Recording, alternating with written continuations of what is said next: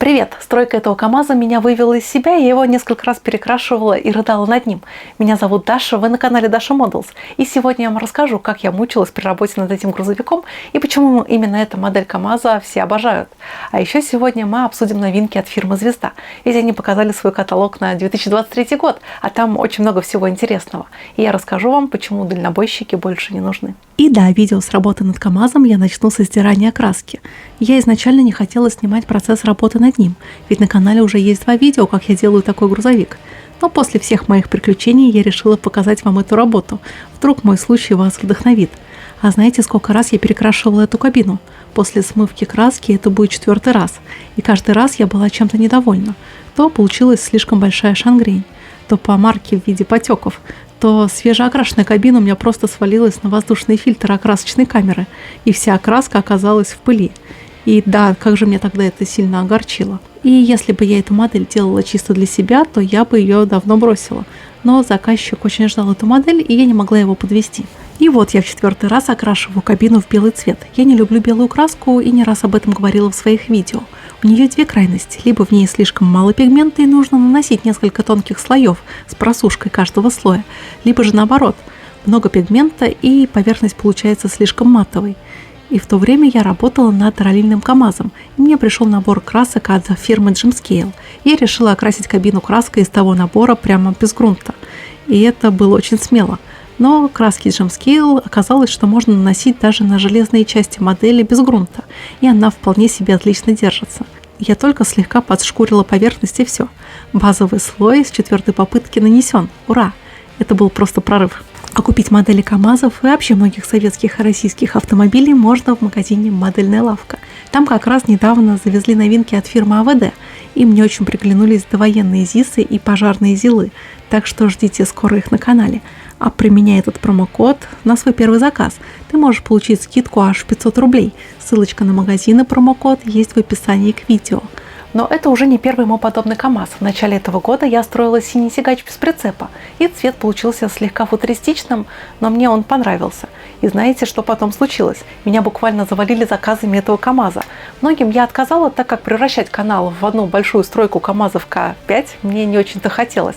Но за парочку моделей я все-таки принялась. И первым был вот этот белый тягач с фурой с номерами из Республики Карелия, которая находится на севере России, на границе с Финляндией.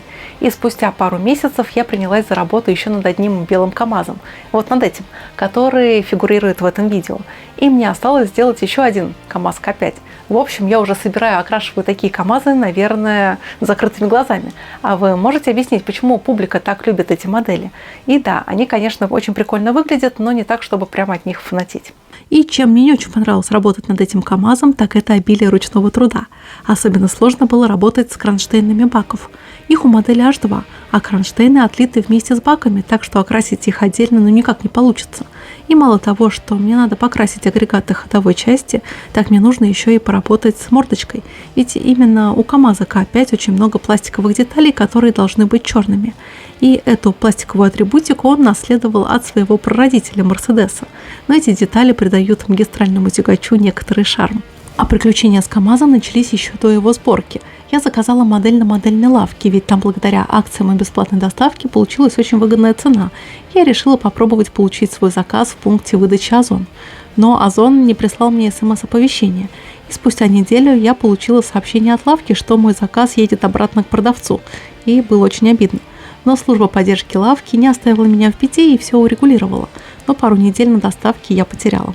А также я рекомендую подписаться и на мои другие ресурсы. Например, на Дзен-канал. Там каждый день выходят мои статьи о моделизме и технике. А в моей группе ВК можно поделиться своей работой и следить за самыми интересными новостями мира моделизма.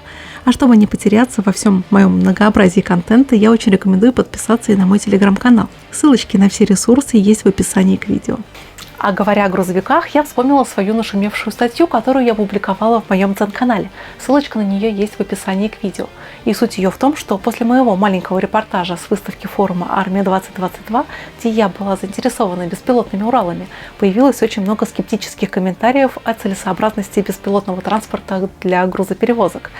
И в моей статье я, как специалист в автоматизации технологических процессов, объяснила, почему дальнобойщики больше не нужны. И, естественно, дальнобойщики были со мной совсем не согласны. Так что очень рекомендую почитать ту статью и особенно комментарии к ней. Ссылочка будет еще раз в описании к видео. Черным цветом при помощи кисточек я окрашу фальш-радиаторную решетку, пластиковые элементы у ветрового стекла и особое внимание я уделю ресничкам тягача.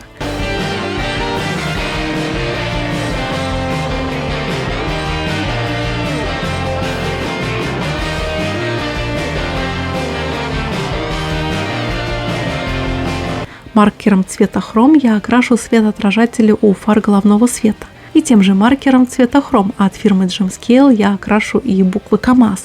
И мне осталось окрасить в черный цвет дверные ручки с фурнитурой и покрасить огни автопоезда и поворотники. И на этом ручная работа над грузовичком заканчивается.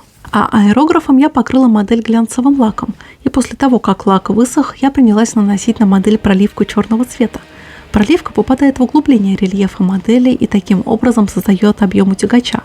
Проливка сделана на основе масляной краски и уайт-спирита, и поэтому она никак не контактирует с основным слоем акриловой краски.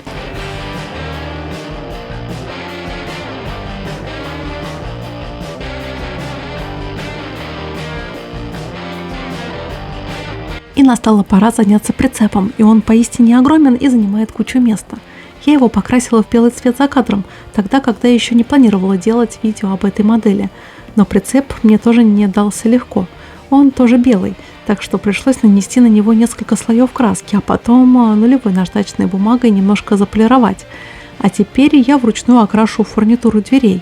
Да, я решила это делать кисточкой, так как маски для этой операции тоже довольно трудоемкий процесс. Окрашу кисточками замки ремней и тента. И, наверное, я правильно поняла назначение этих деталей. Их тут очень много, так что процесс окраски носит довольно медитативный характер. А теперь давайте немножко отдохнем от постройки КАМАЗа и сейчас посмотрим, что нового нам готовит фирма «Звезда» в будущем году. И начнем мы с автомобилей. Их ребята из Лобни выделили в отдельную категорию, а мне эти модели очень даже интересны. «Звезда» наступает на 43-й масштаб.